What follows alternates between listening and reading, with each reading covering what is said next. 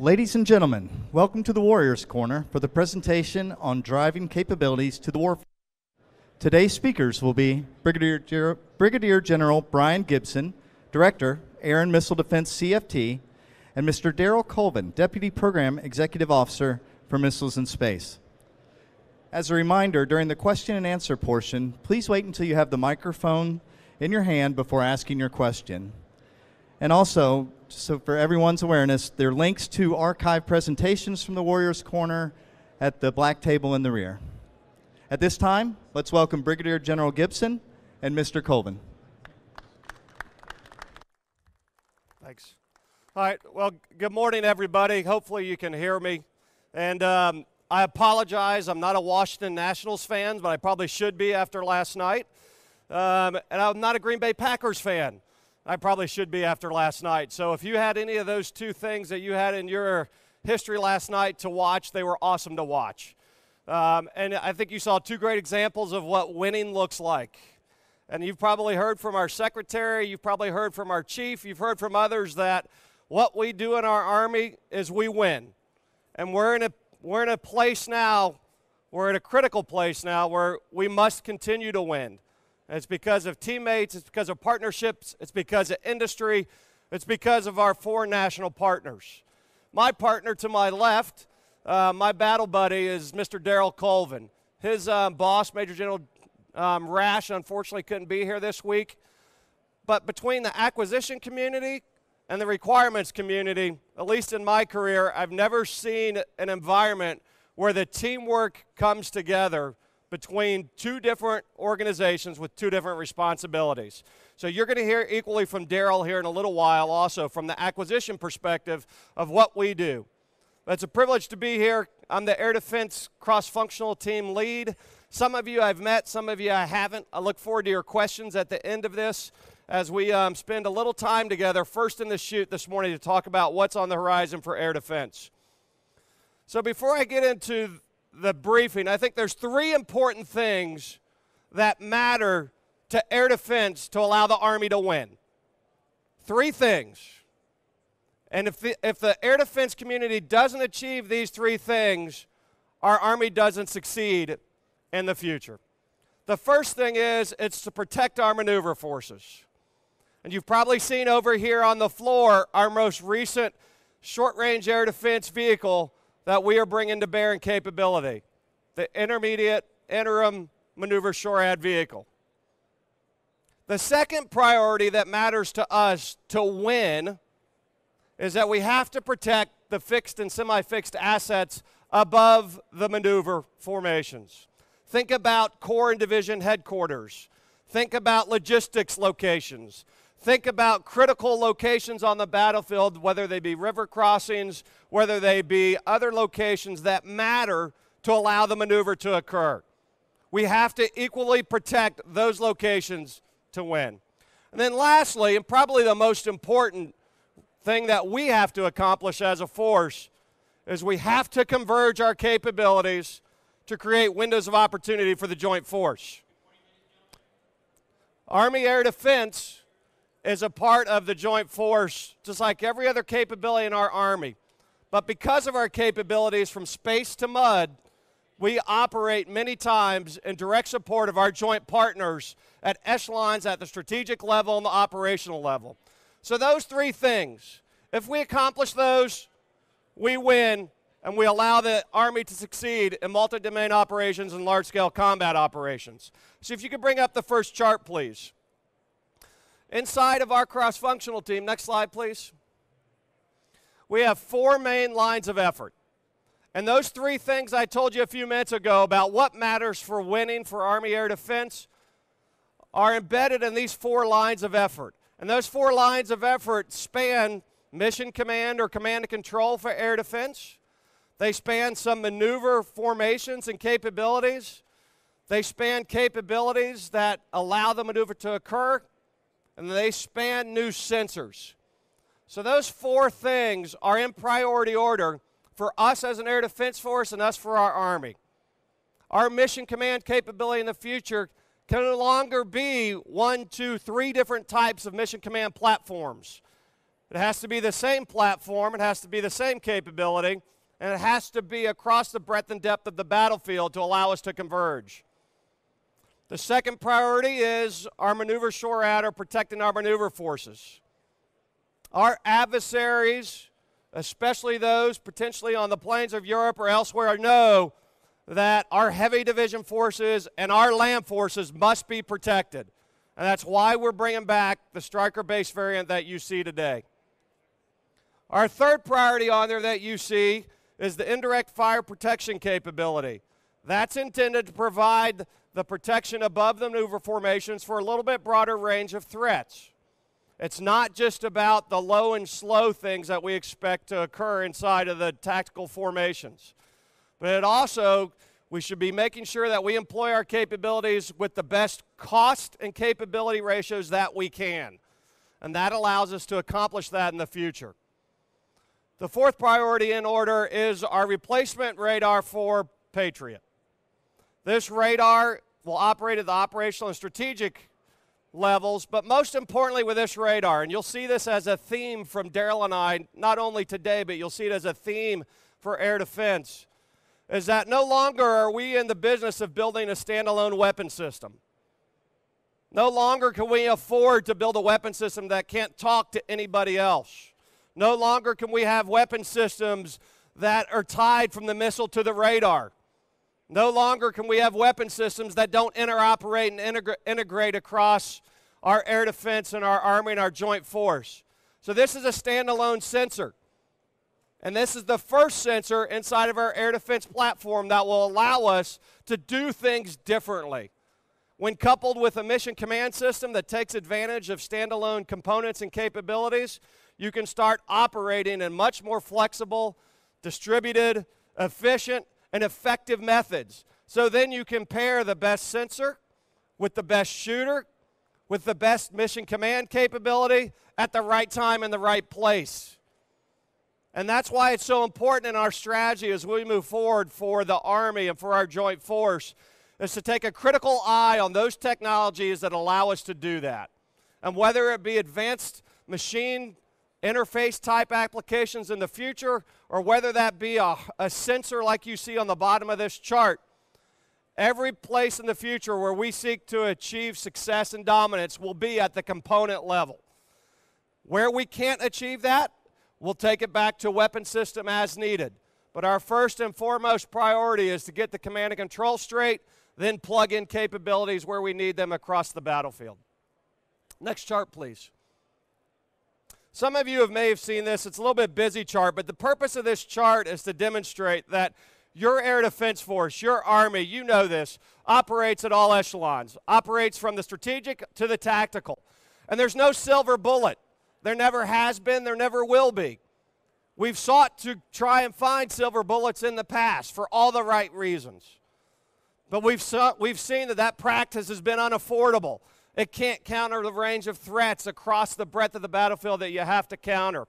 So our strategy continues to unfold in a layered and tiered approach. And we'll continue to do that. Whether it be the introduction of advanced capabilities at the tactical leading edge with directed energy that you may see up there on the slide with the 50 kW laser inside of our short-range air defense force in the future. Or whether that may be a little bit more powerful lasers above that point. Or whether it be above that with our existing capabilities that we seek to replace with Patriot and improve with THAAD. They're all brought together, and they have a particular mission, a task, and a purpose that we seek to maximize. So the purpose of this is to, regardless of where we find ourselves on the battlefield, regardless of what our warfighters need, is to be there. It's to be there with the right thing at the right place. It's an exciting time for air defense. I've been doing it a long time, and with much of your help, many friends in the audience, I've never seen such activity inside the air defense portfolio over the past 3 decades of what I see now. And it's because of your effort. We remain a priority for the Army. It matters, but what matters most is we don't stop the momentum. If we stop it now, all of our hard efforts over the last, especially last 2 years, but over the last 3 decades are in vain. And we're just starting this now. Resources matter, priorities matter, relationships matter with industry. But for us to achieve what we seek to achieve in support of our Army, we've got to continue to get these capabilities to the field. And right now, over the next 2 years, every single one of those capabilities on the previous chart joins the United States Army. Think about that. 4 major activities all simultaneously being introduced to our force. When was the last time that's happened to Army Air Defense? I'll give you a hint, it never has. So that's why I'm excited. That's why I'm passionate about what we do. Because for our Army, air defense absolutely is one of the paths that lead to our future success in multi-domain operations. So that's why today, in many other environments, I'll continue to ask your support. This isn't the finish. This is the start. That's only increment 1, increment 2, initial capability. There will be more. But that's a necessary first step as we move forward, as we go into achieving the capabilities in the future. So with that, I'd like to turn it over to Darrel to take us through a little bit more on the acquisition side, and then we'd be happy to answer your questions you have at the end. So Darrel, please. So I'm going to focus on 2 things in our discussion. One is the relationships that we have. So our relationship with the AMD CFT, the Army Futures Command, relative to modernization is key to everything we do. It's about that teamwork. I'm going to talk about one signature system that General Gibson laid out for you. Talk about its success story at the speed of relevance, which I define as at the speed of the soldier, from concept to warfighting capability in the hands of the warfighter. And we're going to talk through that with the initial MSHORAD concept that you've seen on the floor over here. The other piece I want to talk about is how we realign, take that one step further, realign the capabilities that our partners have prioritized amongst those 31 signature systems across the PEO's portfolio to be much more responsive, to be much more flexible, to break down the barriers of integration and interoperability and provide the warfighter what they need at the speed of the soldier. Go ahead, next chart. What's interesting is I've got one of my mentors and an individual that I look up to and respect is the Honorable Kevin Fahey, who's the Assistant Secretary of Defense for Acquisition. Mr. Fahey's trained me and told me for years, Darrel, it's all about the acquisition piece. If you have a requirement, funding, and decisions, acquisition can do anything. One of the things that our relationship and the teamwork between the AMD CFT and the other CFTs that we work with has borne out is we take those 3 requirements, funding, and decisions, and through the teamwork with our supporting element through the CFTs, we have direct access up to the Army senior leadership for quick determination and approval of the requirements, for quick decisions on the funding, and quick decisions on that's the operational requirement, that's the capability we want on the field. The MSHORAD is one of the acceleration success stories that we share. February of 2017 was when this was really born, talking about who can build this. We had a requirement, a gap identified by our AMD CFT that said we need solutions quickly to close this gap for our maneuver forces. Sources sought issued in February of 2017.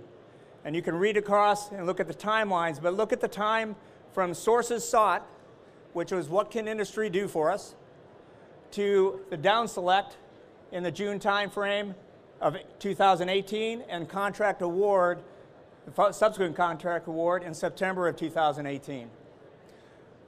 I'm happy to say that all the vehicles right now are in play, ready for test. You saw one over here on display. We have one at Redstone Arsenal that entered testing last week. It was delivered. We're ready to go. So think about that from the speed of relevance, from the sources sought all the way through delivery of the system, just over 2 years. that is very fast for a major weapon system like the IM SHORAD.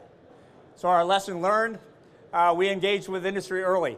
I started the process. I was in the initial meeting with our acquisition senior leadership on can we do a demonstration? Can we ask industry to bring what they have within their capacities and demonstrate capabilities for the maneuver force against certain threat sets? That proof of principle and that experimentation and testing led to industry partnerships, communications that were two-way, which were critical in order to resolve issues up front, solve problems, because that's one thing that we pride ourselves on with this relationship. It's all about the solutions. So we didn't let any one issue slow us down. And we were willing to trade. We were willing to look at the trade space, look at the operational risks and say we can assume those drive. So it was a continuous discussion of requirements, capabilities, and technical solutions. We didn't get locked down into one solution mentality. When we did the initial demonstrations out of White Sands, we asked industry to bring whatever they could. And we had a lot of different solutions that we were able to look at. Leveraging the existing systems in the Army inventory allowed us to focus very quickly on not getting bogged down in brand new developments, but looking at the means to integrate existing capabilities, which resulted in the IM SHORAD platforms that you see on the floor here and those that are already into test. So taking this one step further, this is an acquisition success story really tied to the teamwork established between the requirements, the funding, and the decisions. I can't harp on that anymore. That is an extremely important element of everything that we're doing today. So we took that one step forward and we said, what about alignment of capabilities, which you saw the four priorities that General Gibson laid out. How do we align those within the portfolio today within our program executive office? Can you go to the next chart? So today, I know this is kind of hard to read, but within the PEO Missiles and Space portfolio today, just over 34 programs perfectly aligned within the centers of excellence that they support, whether it's the Fire Center of Excellence at Fort Sill, Maneuver at Fort Benning, Aviation at Fort Rucker, or Air Defense and Space at Redstone Arsenal with Space and Missile Defense Command. Each of the centers of excellence, with the requirements that they're asking the programs to fulfill, the programs are doing very well. The challenge that we looked at was how do we align the portfolio today to better meet the requirements for multi-domain operations. So our focus was, as we're set up today, are we integrated and are we interoperable? Two key elements that the AFC and modernization require in order to fight and win in a multi-domain battle. Next chart. So we looked at, are we really optimized for success? General Gibson made mention, and I'm going to focus on the fire control solution. What we did is we mapped out our portfolio and the capabilities across the multi-domain battle. From where we are today in compete, through our anti-access and area denial mission set to defeat that threat, to penetrate it, disintegrate it, find areas of weakness and gaps, and then allow our maneuver forces to exploit it and defeat on the objective to put us back into a recompete posture with our near-peer adversaries. So what we did is we looked at, for example, Mission Command. Fire Control Solutions were really being satisfied by 3 different project management offices. All were working different Mission Command elements. Our radars and sensors were being worked by 3 different project offices, as you see on the top. What that meant was, as the requirements were coming in from the centers of excellence, they were being flowed down into our project offices to be addressed and for material solutions. But from an efficiency perspective, we weren't leveraging the key technologies across the industrial base to get at the best solution possible. So what we did is we said, what is the best way to align across the portfolio relative to multi-domain operations. Go to the next chart. And what we found out was if we align, for example, fires, radars, and sensors, a single commodity manager, project manager, to manage fires, radars, and sensors across the MDO battle space, we can be much more flexible, efficient, and responsive to the warfighter, looking at those solutions that can detect, identify, classify, and discriminate, rather than having individual standalone sensors to complete that. We can look at what technologies can we apply to our sensor base in order to be most effective. Same thing with integrated fires and mission command.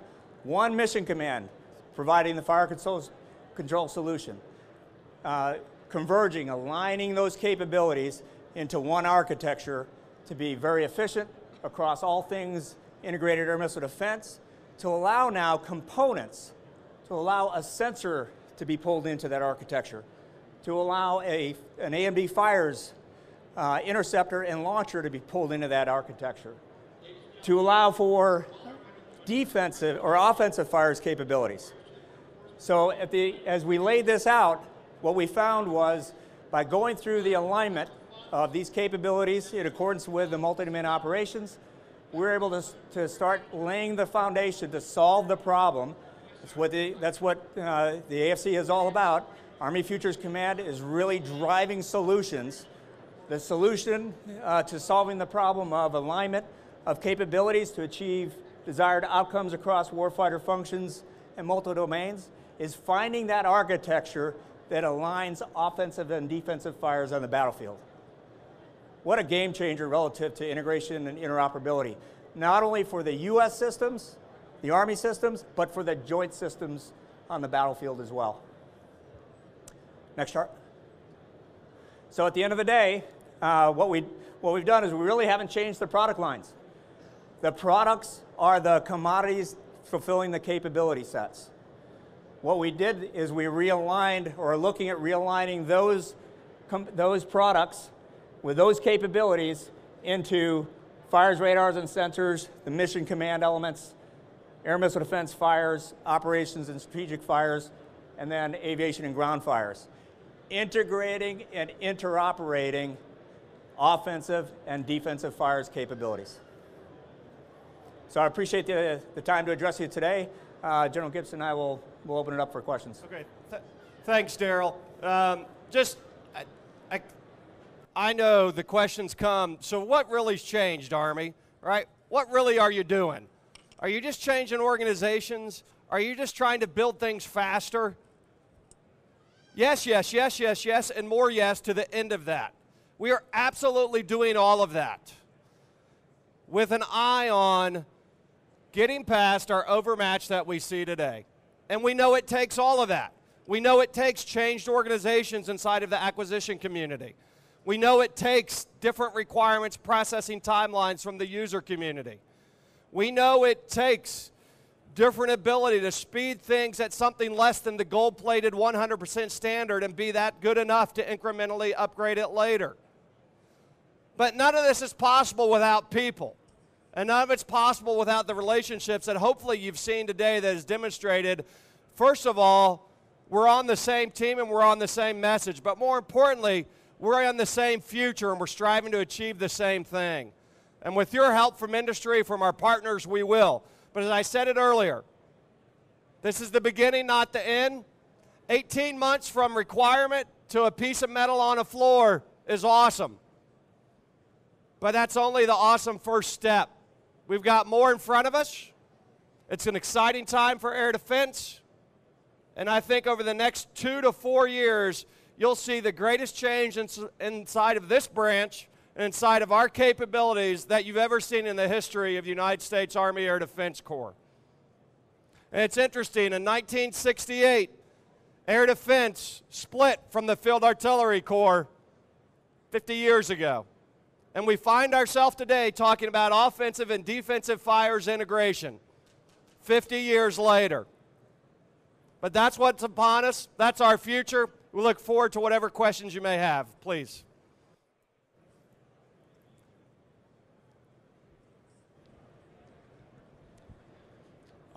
Sir, as the Army turns to optimize for great power competition, a number of countries, including China, have demonstrated the ability to take out their own satellites in space. Clearly, our air and missile defense and a whole array of other systems depend upon these space-based sensors. What does the portfolio look like for defending the space-based sensor layer? So there are lots of, and it's just not the one country you mentioned. You rightfully point out that space is the frontier that we must defend, we must protect, we must modernize for not only our success, but the success of our partners. It's more than a single capability. It's a combination of capabilities, whether those be upgraded and modernized, new satellites, whether that be increased capabilities on the Army Air Defense defensive side of life. The Joint Force has a big part to play in this for capability development as well, but it's the combination of all of those things put together that achieve you something different than what we have today. You often hear our leadership speak of space and cyber are the domains no longer of ours alone, and probably where the first shot is fired in our future fight. So we are keen on our capabilities for getting after the advanced threats. That's one of them. There are several others. But you just can't develop a missile normally to solve one piece of an advanced threat. You normally just can't develop a sensor to handle one piece of the threat. You normally can't develop one mission command application to handle a piece of that. It is everything brought together, converged in support of what we do to get after the defense of that threat. You have anything to add on yours, Darrel? So on the requirements piece, General Gibson hit it pretty well. When you look at how, as you start aligning capabilities, okay, it's about how you're allocating those requirements. So in the past, as requirements came down, would go to a specific project office and we'd ask for a solution, okay? At the end of the day, what we're finding is by looking at what problem we're trying to solve, what capability we're asked to address, the requirements that we need to satisfy don't necessarily mean we go to a single system and say do it all. We're looking across the spectrum for the Army systems, as you see them here in components, as well as the joint capabilities in order to solve those problems, which really get at addressing the threat that you're talking about. Whoop. Thank you. Any other questions?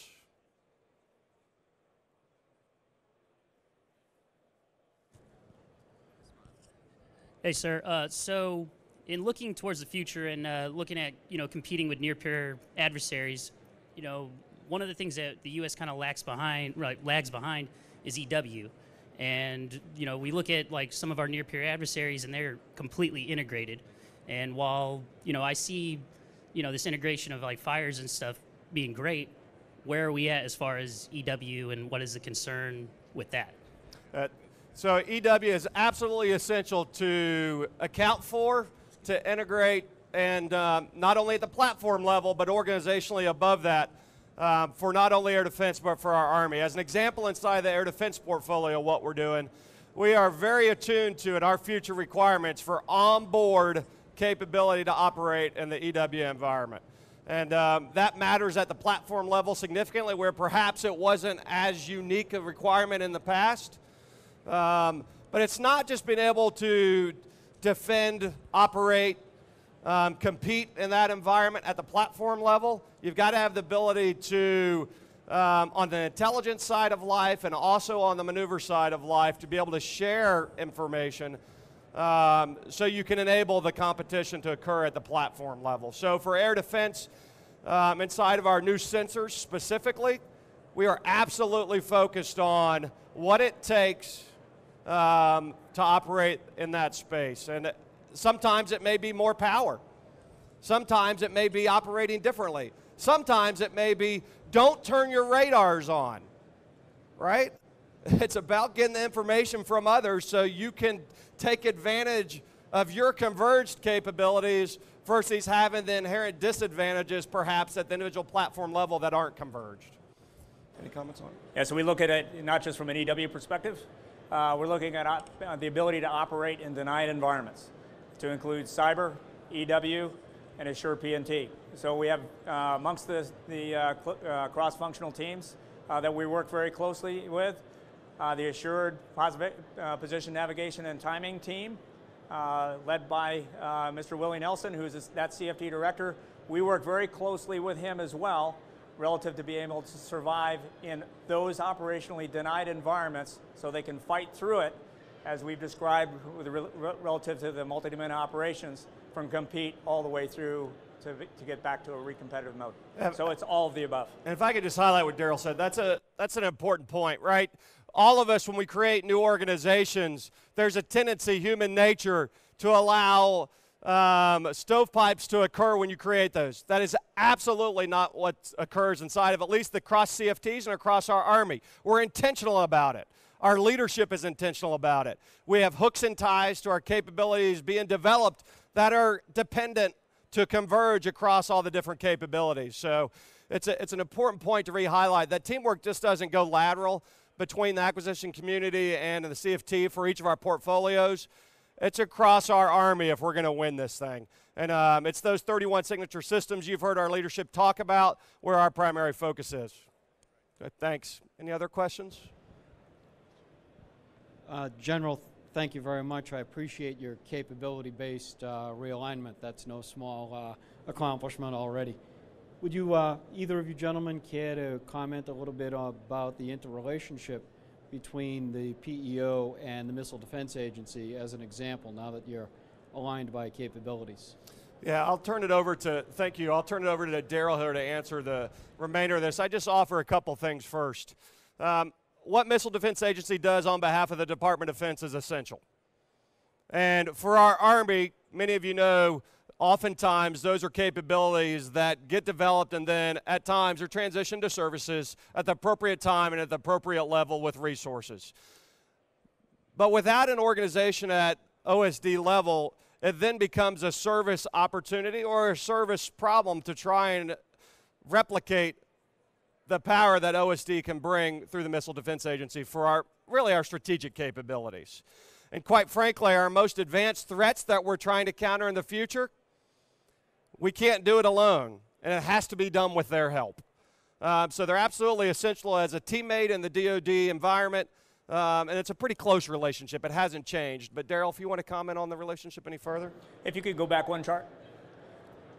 So with respect to our relationship with Missile Defense Agency, you can't discount the relationship with Space and Missile Defense Command as well.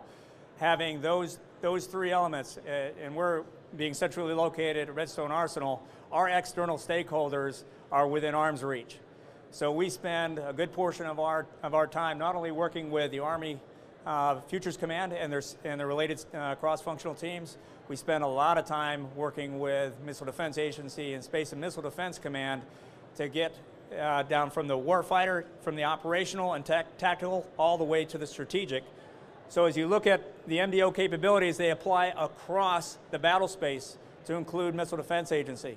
So as we think through fires radar sensors, the Integrated Mission Command fires, we're very eager and we stay connected to what the capabilities Missile Defense Agency brings from a homeland defense perspective, from THAAD, from Aegis, because all of those are ISR assets, all of those are mission command elements that feed into Integrated Mission Command in order to be able to have a single integrated air picture and to be able to fight with our AMD fires to take out the smallest Group 1 UASs and commercial systems that are out there, out to the tactical ballistic missiles and higher that are coming over the horizon. So very close and direct relationship, not only between the CFTs and the AFC, but as well with Space and Missile Defense Command, and Missile Defense Agency. Yeah, it's really a triangle of equality. Equality gives different people different opinions, but at the end of the day, it's about the relationship in that triangle where most of these capabilities either develop, transition, or reside, and then we field to the force. So they're an equal partner, and just like SMDC, as Darrel talked about, can't be done without any of those partners together. Yes, sir. Yep. Okay. Any other questions? Hey, good morning. Fred Fagan with White Space Innovations. I was just curious about the directed energy portion of the intermediate or interim maneuver SHORAD vehicle, and I guess what is the biggest concern you have technically, contractually? What are you afraid of regarding getting that capability fielded and in the soldiers' hands? Thank you. Yeah. So I'm not afraid of anything. Somebody else said that. I'm not sure who, but we have to get new capabilities as soon as we can to the field. It's a reality. Our overmatch dictates it. Our environment dictates it. Directed energy is one of those. Lasers, as a subset of directed energy, is really at the tip of where we're trying to go right now. There are other capabilities in there. Lasers for years, with all of us in this room, probably could say everybody's been talking about lasers for decades. Right? And whether that was inside of the Army or it was inside of the Joint Force, we've been talking about it. We're at the point we're not talking, we're doing. And over the next couple years, we remain committed to get a laser on that platform at the 50 kW level. Physics gets a vote. Right? Size, weight, and power always matter. It's the trade-off between those three. But I know what failure looks like. Failure looks like not putting it on one vehicle and then having another support vehicle with it to make it work. Failure looks like it's less than the power you need to take down the threats you're trying to counter. I also know what success looks like. Success is not only the reverse of that, but it's upping the power based on that capability to counter a broader range of threats above just that platform. And there's other capabilities I know many of you are very familiar with, not only inside the air defense portfolio, but inside of the broader portfolio we seek to achieve and bring lasers to the battlefield. I'm very excited about it in this portfolio. It won't replace one-for-one any of our effectors we have today. But it will certainly be a game changer should we achieve the technology that is promised to allow us to have a choice and to have a different choice, whether it be cost and capability against an increasing range of threats. Darrel. So when I first started, I talked about the speed of relevance and the speed to the soldier. This is a great example. So with the directed energy systems, we're working very closely with the Rapid Capabilities and Critical Technology Office led by Lieutenant General Thurgood and his team. At the PEO level, we have transition teams embedded, operationally controlled by the RCCTO in their team, and they do two functions. One, they're assisting with the development of that system and fielding of that system to the Army. The second is they're thinking through all the steps to transition that technology and that effort into an Office of Primary Responsibility within PEO Missiles and Space, so we can continue through the developmental aspects and work all the ILTs associated with fielding that to the Army in quantity. So it's another element of that relationship where we've really done a good job of thinking through from the concept all the way through the material solution in the hands of the warfighter and all the DOTLM PFP domains associated with doctrine, organizational training, logistics, et cetera, to make that a reality within our Army. You asked about what are we most afraid of? I think that fear's gone. The fear used to be, what are we doing? Now we're doing. We've got an RCCTO in place. We've got transition teams working directly with them. We're ready to accept that technology and transition it into a program of record and drive that into the hands of the soldiers. Cool? Okay, we're about out of time. I just want to say thank you as we end this. Your relationship matters. Hopefully you've heard that not only inside of our Army but across our Joint Force, it's a partnership that gets us to success. Winning matters. Inside of this portfolio, you're seeing it over the next couple years all come together at the same time. And it's an exciting time to be a soldier, an exciting time to be an air defender. And we look forward to our continued discussions with each of you. Thank you. Have a great day. Thank you.